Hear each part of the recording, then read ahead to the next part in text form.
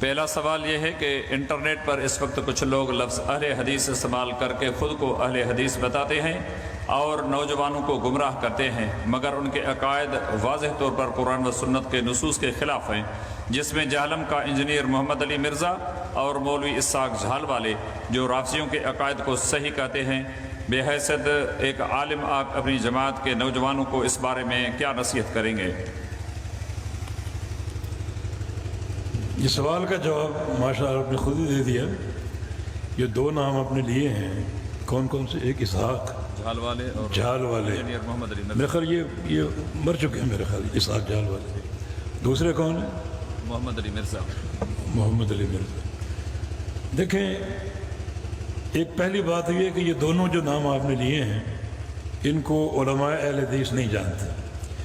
کسی بھی شخص کا عالم ہونا جاننے کے لیے ضروری ہے کہ اس کو وقت کے علماء، سلفی منہجی علماء اس کو جانتے ہوں، اس کے دروس کے حوالے سے اور دیگر حوالوں سے، لیکن کوئی نہیں جانتا انہیں۔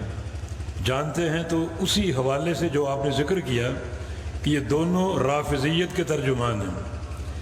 میں نے کبھی نہیں سنا ان دونوں کو، اس لیے کہ وقت بہت بڑا قیمتی ہوتا ہے اور ایسے لوگوں پر وقت ضائع کرنا بہت بڑا نقصان ہے۔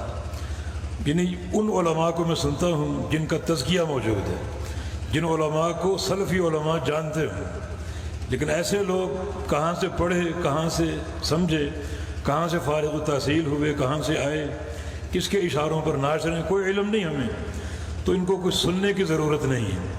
میری نصیحت یہ ہے اپنے نوجوانوں سے کہ ایسے لوگوں کو قطعاً نہ سنا جائے جن لوگوں کی یہ تعریف اور صفت ہو، جیسے کہ کہا گیا رافضیت کے ترجمان۔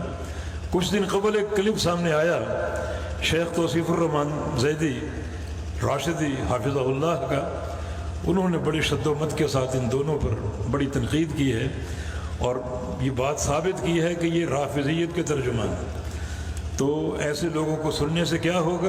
اللہ تعالیٰ آپ کے چہرے کا نور چھین لے گا، شیطان اپنا وار کرنے میں کامیاب ہو سکتا ہے اور وہ افکار آپ کے دل میں داخل ہو سکتے ہیں۔ نبی علیہ السلام نے ایک حدیث میں ایسے لوگوں کو مثال دی ہے اس کتے کی جو بھاولا ہو جائے۔ بھاولے کتے کے قریب جاؤ گے وہ کاٹ لے گا، جب وہ کاٹ لے گا تو آپ خود بھاولے ہو جائیں گے، ویسے ہی آپ کتے بن جائیں گے۔ تو جو لوگ بدعتی ہیں، جن کے ایسے افکار ہیں، ان سے دور رہو۔ اگر قریب جاؤ گے تو اس بھاولے کتے کی طرح اس کا اثر آپ کو پہنچ سکتا ہے، جیسے وہ بھاولا اور بدعتی ہے ویسے وہ اثر آپ کے اندر بھی آ سکتا ہے۔ تو اپنے ایمان کی حفاظت کیجیے، اپنے عقیدے کی حفاظت کیجیے، ایسے لوگوں کو سننے سے بالکل گریز کیجیے۔ اللہ تعالیٰ علماء حق کو زندہ رکھے جو کہ بحمدللہ موجود ہیں اور انشاءاللہ قیامت کے قائم ہونے تک موجود رہیں گے۔ آپ کی رہنمائی کے لیے جو کتاب و سنت کے حاملین ہیں ان سے آپ کا تعلق ہو، آپ کا رابطہ ہو، اور انٹرنیٹ پر ان کا بڑا مواد الحمدللہ موجود ہے۔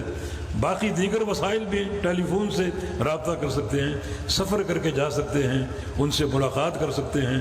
سفیان ثوری کا قول ہے کہ ایک فقیہ اگر، ایک عالم اگر پہاڑ کی چوٹی پر بیٹھا ہو تو روزانہ جاؤ، اس سے ملاقات کرو اور اس سے ملو۔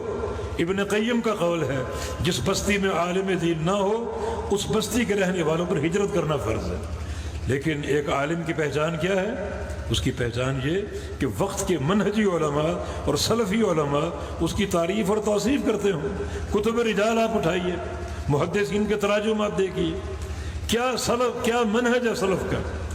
سلف کا منہج یہ ہے ایک راوی کا نام ذکر ہوتا ہے، کہاں پیدا ہوا، کب پیدا ہوا، اس کے بعد ثناء العلماء علیہ، وقت کے علماء نے اس پر کیا ثنا کی، کیا اس کی توصیف کی، کیا اس کی تعریف کی، پھر قال فلان قال فلان قال فلان، اقوال آپ کے سامنے ہیں کہ بخاری نے یہ کہا، نسائی نے یہ کہا، ترمذی نے یہ کہا، ابن حبان نے یہ کہا، فلاں نے یہ کہا، فلاں نے۔ یہ توصیف کیوں ہوتی ہے؟